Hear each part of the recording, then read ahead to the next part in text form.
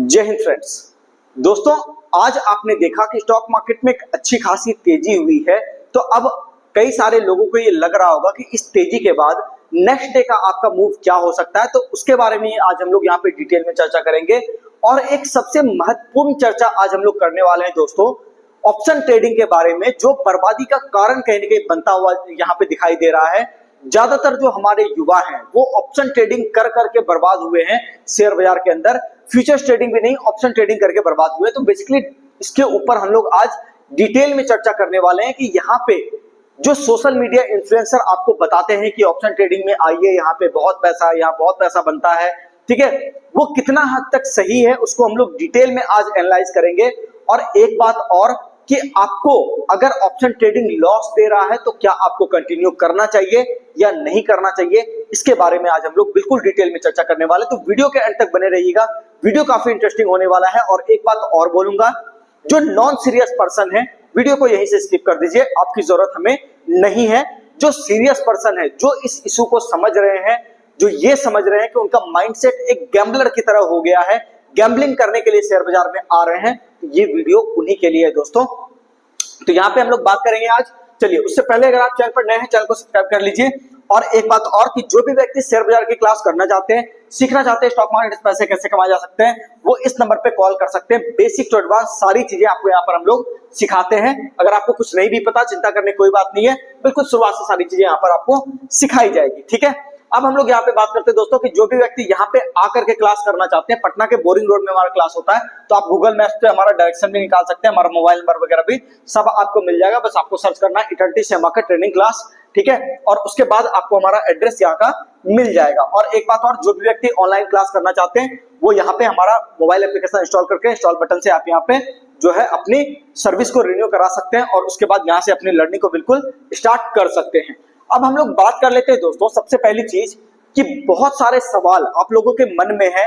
पहला सवाल ये है, जो आप सोशल मीडिया पे बहुत ज्यादा देखते हो, जो आप हमारे यूट्यूब चैनल पर नहीं देखते, तो आपको ये लगता होगा कि सर उसके बारे में बताते क्यों नहीं है। जैसे सबसे पहली चीज यहां पर समझिएगा इस बात को, ठीक है, क्रिप्टो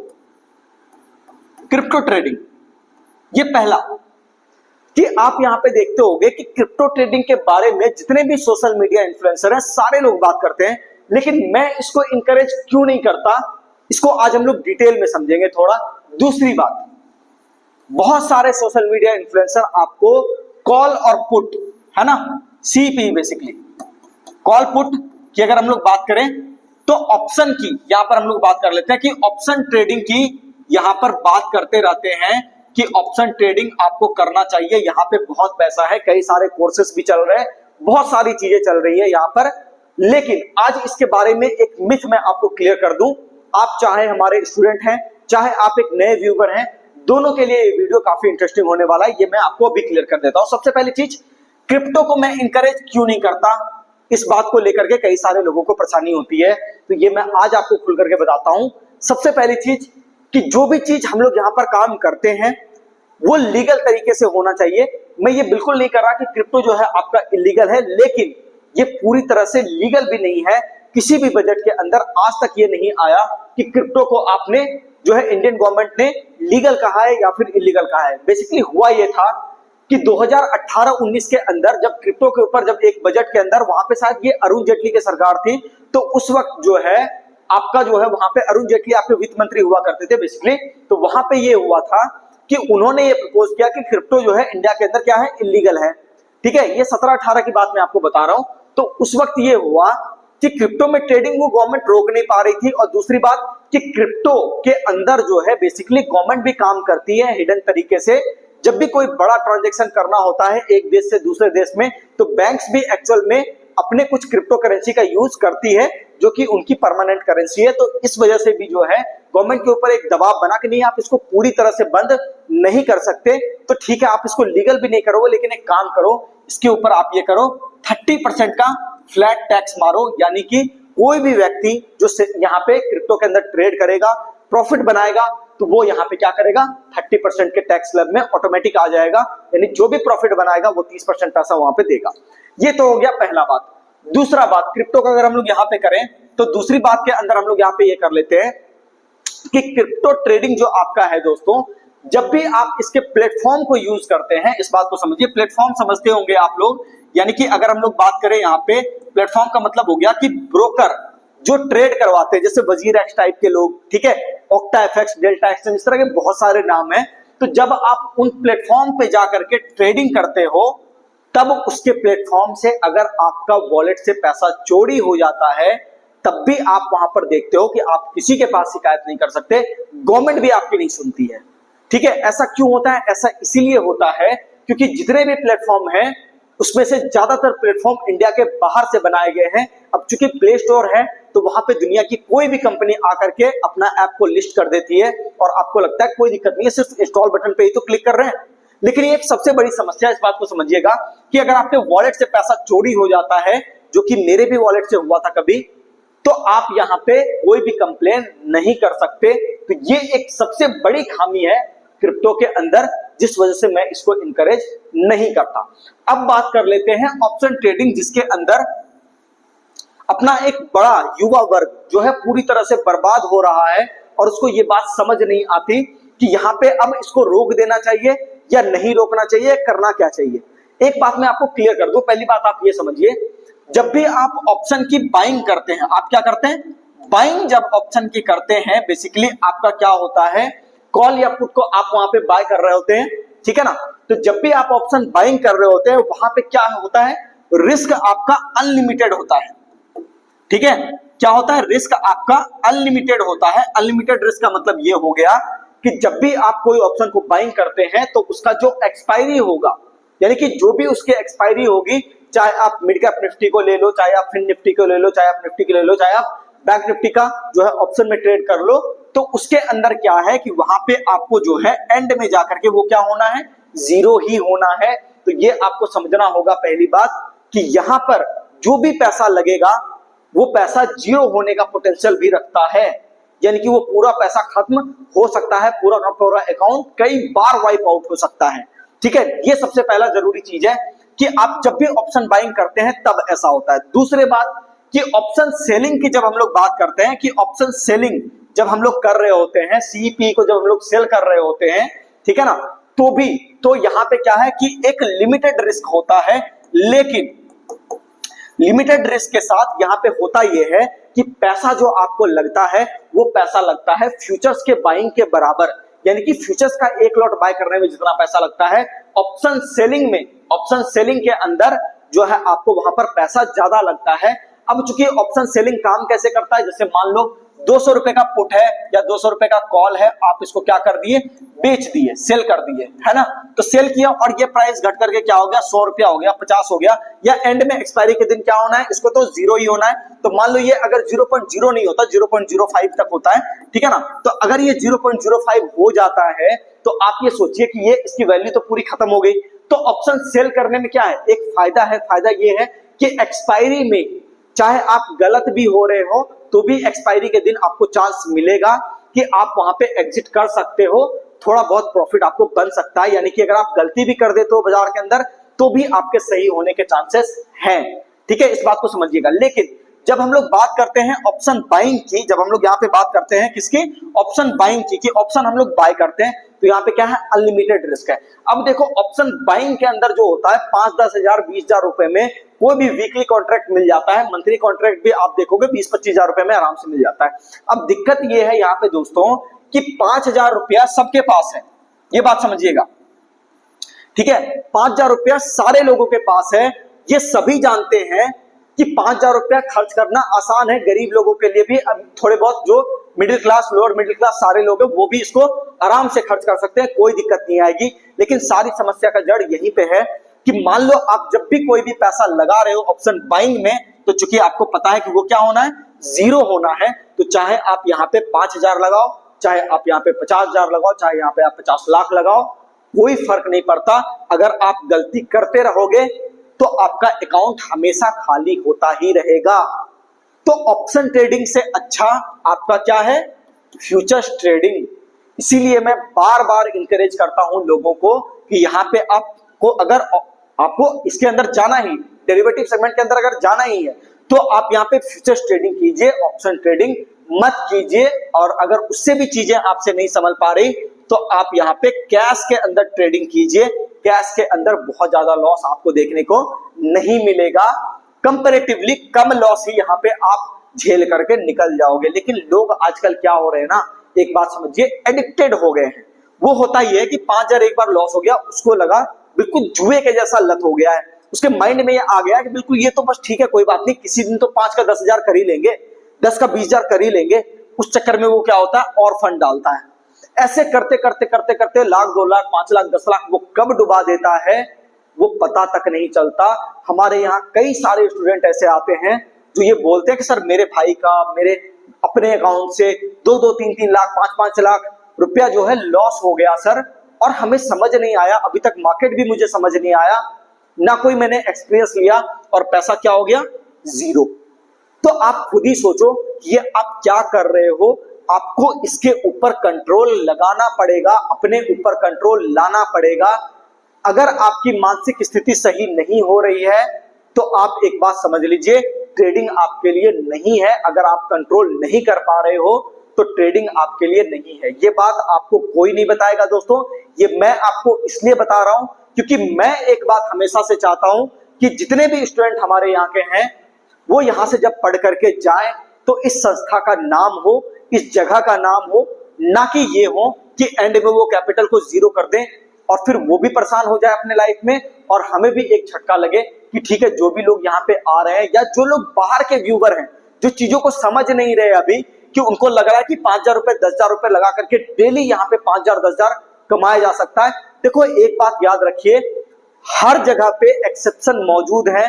कोई ऐसे इक्के दुक्के लोग हो सकते हैं, होते हैं, कि यहाँ पे आप ये देखो कि मान लो 10 लाख आदमी है, ठीक है, तो इस 10 लाख पर्सन में अगर इसमें से 2 आदमी निकल भी गया और अगर वो बता भी रहा है तो मेरी बात समझिए, ये 10 लाख में से जो चीज 2 लोगों पर लागू होता है वो कभी नियम हो ही नहीं सकता। रूल वही होता है जो 10 में से कम 8 लोगों पर लागू हो। ये 2 लोग हमेशा हर फील्ड में एक्सेप्शन होते हैं दोस्तों। कभी भी सोशल मीडिया पर हमारा प्रॉफिट देख करके या फिर किसी और का प्रॉफिट देख करके आपको इन्फ्लुएंस नहीं होना है। मैं अपना वाकया बताता हूं आपको, ये कोई नहीं बताएगा। ज्यादातर हुआ ये था कि मैं एक्चुअल में जो ट्रेडिंग करता था अभी से काफी समय पहले, अभी भी ट्रेड करता हूं, लेकिन अब मेरी ट्रेडिंग स्टाइल थोड़ी सी अलग हो गई है। मतलब ये कि मैं कैश में ज्यादा ट्रेड करता हूं, फ्यूचर्स के अंदर ज्यादा ट्रेड नहीं करता।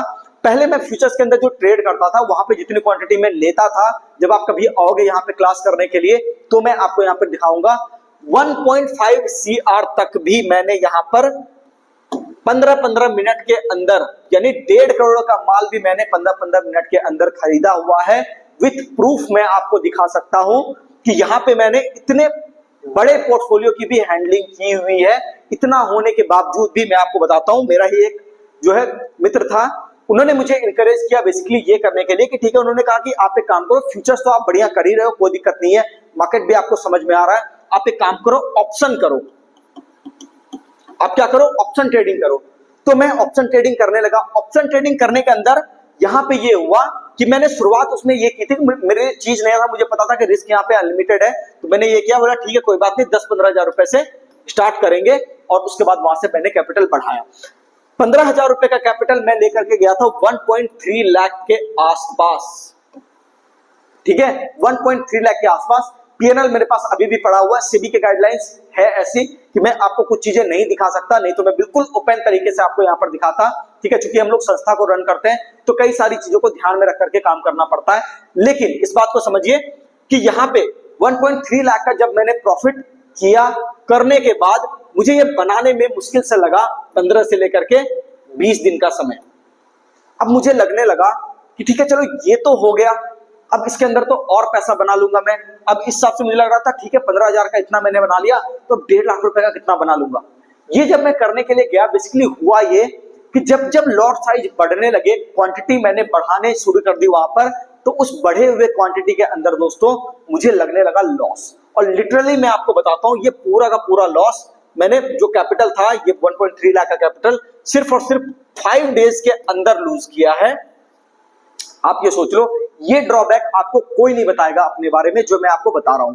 हालांकि मेरा चूंकि फ्यूचर्स के अंदर और कैश के अंदर बहुत ही अच्छा पकड़ है आज भी, तो मुझे पता है कि वहां पे अगर मैं कोई स्टॉक चुनता हूं तो वो स्टॉक 10 गुना 5 गुना ऐसा हो जाता है, तो मुझे कोई दिक्कत नहीं थी। पैसा मेरा यहां से फ्यूचर और कैश सेगमेंट से आ रहा था, मुझे कोई दिक्कत वहां पर नहीं थी। लेकिन इसके ऊपर जो मैंने एक्सपेरिमेंट किया, इसको मैंने वापस से ट्राई किया।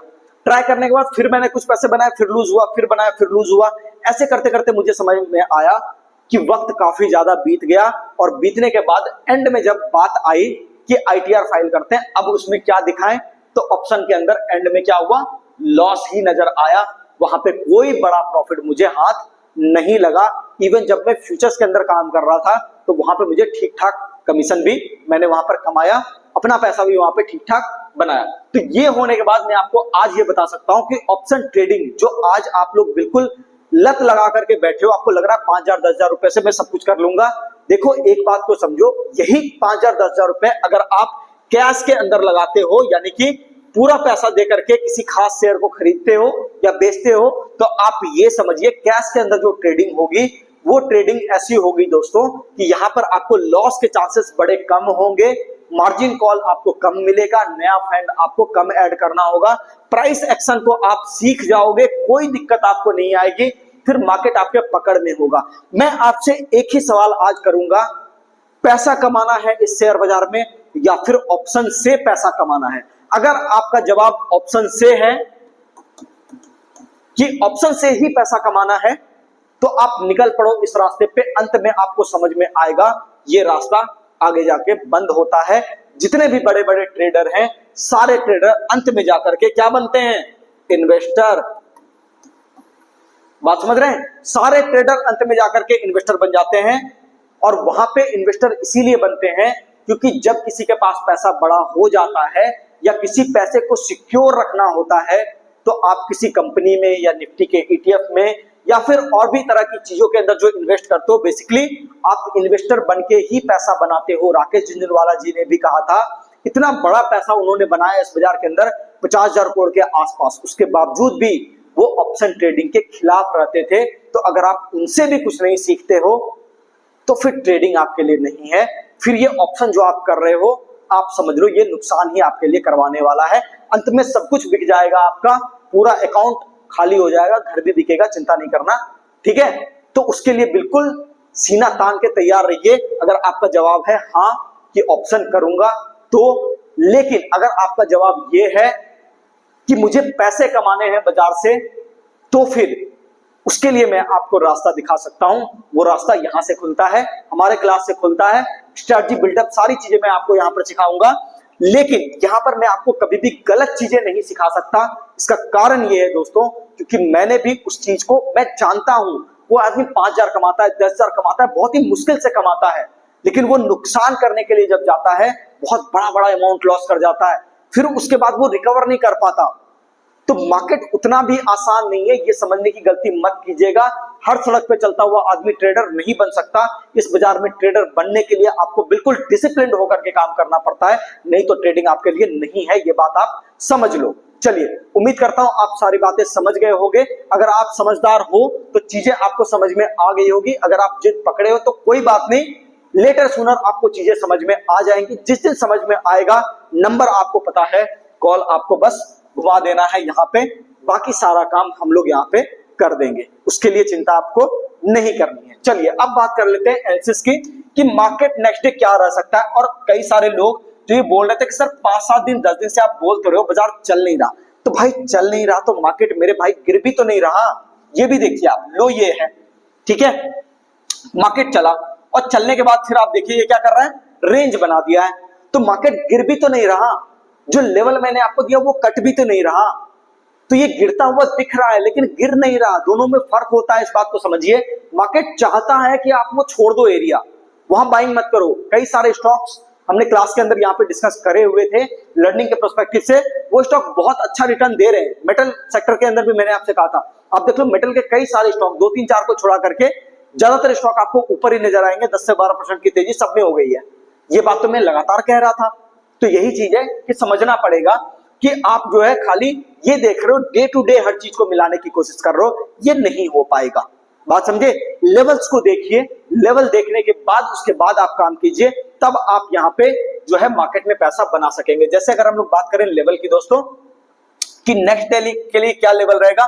सबसे पहली चीज तो हम लोग यहाँ पर ये बात कर लें कि ये जो मैंने आपको कहा था कि 22,300 22,290 ये वाला जो जोन है बेसिकली ये क्या है, एक सपोर्ट एरिया की तरह काम करेगा।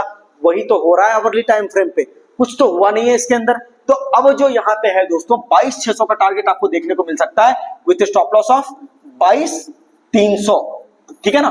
तो 22,300 का स्टॉप लॉस लगा करके आपको 22,600 से लेकर के 22,800 तक का भी टारगेट देखने को मिल सकता है। तो मार्केट अभी भी थोड़ा सा ऊपर की तरफ जाता हुआ आपको दिखाई दे सकता है। अच्छे वाले स्टॉक्स आपको जो है यहाँ पे फर्टिलाइजर सेक्टर होंगे, ठीक है। फर्टिलाइजर सेक्टर पे आप नजर रखिए, वहां पे आपको स्टॉक्स ऊपर की तरफ निकलते हुए नेक्स्ट डे भी दिखाई दे सकते हैं, तो उस पर थोड़ा सा नजर रखिएगा। बाकी ये तो आपको आंसर समझ में आ गया। और स्टॉप लॉस कटने के बाद दोस्तों थोड़ा सा इंतजार कीजिएगा, नीचे का टारगेट आज देने का मूड नहीं है। मूड इसीलिए नहीं है क्योंकि मुझे नहीं लग रहा कि मार्केट ज्यादा यहाँ पे फॉल करेगा, ठीक है। वैसे अगर कहा जाए तो मार्केट आपको 22,000 की तरफ 22,200 प्लस 22,000 की तरफ जाता हुआ दिखाई दे सकता है। 22,290 कटने के बाद 22,300 कटने के बाद बेसिकली आप ये फॉल देखोगे। दोनों टारगेट आपको मिल गए। अब यहाँ पे अगर हम लोग बात करें दोस्तों तो बैंक निफ्टी की हम लोग चर्चा कर लेते हैं। तो बैंक निफ्टी के अंदर यहाँ पे देखें तो निफ्टी बैंक जो आपका काम किया है दोस्तों, कोई दिक्कत इसके अंदर भी नहीं हुआ, आप देख लो, ठीक है। अब ये वही लोग घबराएंगे जो कि मार्केट के वॉलेटिलिटी से डरते हैं, मतलब कि मार्केट खुलने के बाद क्या हुआ, थोड़ा सा फॉल कर गया, तो इस वॉलेटिलिटी से वो डर गए। तो अब इसका कोई इलाज नहीं है। मार्केट ओवरऑल आप देख लो ये क्या हो रहा है, ऊपर की तरफ ही जा रहा है धीरे धीरे करके, ठीक है। तो इसके अंदर जो स्टॉप लॉस एरिया हम लोग फॉलो करेंगे दोस्तों वो होगा आपका यहाँ पे जो 48,190 का स्टॉप लॉस एरिया, ये वाला कैंडल का लो बेसिकली हम लोग बात कर रहे हैं, ठीक है। तो इसके ऊपर जब बाजार आपका सस्टेन कर रहा है कोई दिक्कत वाली बात नहीं है। 48,600 48,800 की तरफ बाजार आपको जाता हुआ दिखाई दे सकता है। 48,190 कटने के बाद आपको 48,000 या फिर 47,800 का टारगेट देखने को मिल सकता है। तो ये एरिया बहुत ही रिस्क रिवॉर्ड फेवरेबल एरिया है, मुझे लगता है बाइंग के लिए। मैं यहाँ पे नेक्स्ट डे भी प्लान करूंगा। तो ये जो चीज है दोस्तों इसको समझ लीजिए कि मार्केट आपको इसी तरह से यहाँ पे दिखा रहा है कि मार्केट अभी थोड़ा थोड़ा बुलिश हो रहा है, पूरी तरह से बुलिश नहीं हुआ है। मैं ये बात जानता हूं, ये साल काफी पेनफुल होने वाला है, थोड़ा बाउंस आएगा फिर गिरावट आएगी, ये सब चलता रहेगा। लेकिन कुछ सेक्टर कुछ स्टॉक ऐसे होंगे जो आपको यहाँ पर ऊपर के साइड पर चलते हुए जरूर दिखाई देंगे। तो आपको उम्मीद करता हूं दोस्तों सारी बातें समझ में आई होंगी। अब मिलते हैं किसी नेक्स्ट वीडियो में। वीडियो को लाइक करें, चैनल को सब्सक्राइब करें और जो भी जरूरतमंद लोग हैं दोस्तों उनको ये वीडियो जरूर शेयर करें। ये मैं आज आपके ऊपर छोड़ता हूं। धन्यवाद।